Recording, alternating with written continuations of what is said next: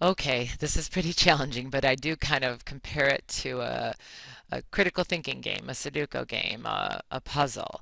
How do I simplify j to a power? So when the exponent is odd, what I do is I think of the even exponent below the 35. So that's 34. If it can evenly divide by 4, then I use it.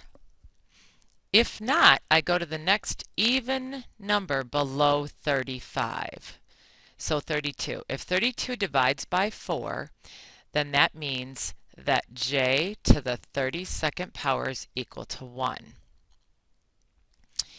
Therefore, I need j to the third here because 32 plus 3 is 35, and when you multiply where the bases are alike, it's the rule for exponents, we know that we add. So j to the 32nd is equal to 1. And remember, you've got j, with j to the first, which is square root of a negative 1. You've got j squared, which is a negative 1. You've got j cubed, which is a negative j. And you've got j to the fourth, which is 1. So you've got j and j to the third. Those are odd exponents. J to the third is, I might have said it, but I didn't write it correctly. It's a negative j. So this j to the third is a negative j. So 1 times a negative j is a negative j. If the number is even and divisible by 4, cool. But if not, I'm going to go to the even number below it so that I know that this is divisible by 4. Any exponent divisible by 4 is representative of j to the fourth. J to the fourth is equal to 1. So what I have here is 1 for j to the 32nd, and j squared right here is a negative 1. So I have 1 times a negative 1, which is a negative 1. Bbefore we get to these harder ones, let's do a few more. So I'm going to make them up. Let's go with j to the 45th power. So I want an even exponent below 45. So is 44 going to be a good one? In other words, is it divisible by 4? It is 11 times. So I've got a 44 and I'll need a 1 here because 44 plus 1 is 45. This is equal to then 1 times j, or just j, and I've simplified it. Let's go with j to the 51st power. So is 50 divisible by 4? No. So we've got to go smaller than that. Just smaller than that. 48. That you can divide by 4. But then you'll need a j to the third here. So j to the 48th power is 1, and j to the third right here is a negative j. So 1 times a negative j is just a negative j. All right. Now, if you go putting these in parentheses, now what you have here is a negative 1 times j. So each factor in here gets raised to the 26th power. So a negative 1 to the 26th power is just a positive 1 because it's an even number of times that I multiply negative 1 together. So essentially it's gone because it's positive 1. And then the j has to be raised to the 26th power. So again, I have 1 times j to the 26th. But j to the 26th is not divisible by 4, so I have to think of j to the 26th as a 24 and a 2, which is 1 times a negative 1, which is finally a negative 1. Remember this right here, this sign right here, because the even exponent became positive. But this one, negative sign, odd exponent, means I'll be taking a negative 1 to the 23rd power, which is a negative 1.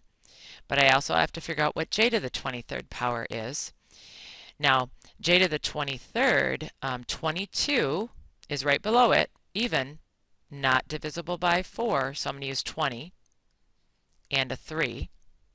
So I have a negative 1 way out here times 1 times j to the third, which is a negative j, and a negative times a negative is a positive, so that becomes positive j. This number 9 is whatever you do, when you get your answer, you just take the opposite of it, because this is like saying take a negative 1 times whatever j to the 83rd is. So let's see. Is j to the 82nd divisible by 4? That's the even number below 83. No, I don't think it is. So I got to use 80, because that is divisible by 4.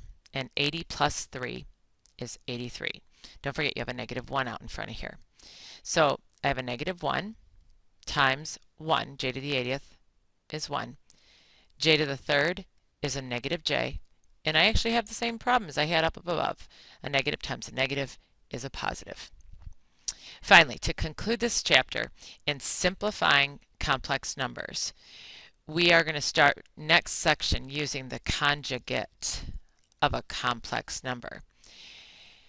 The conjugate of a plus bj is a minus b times j.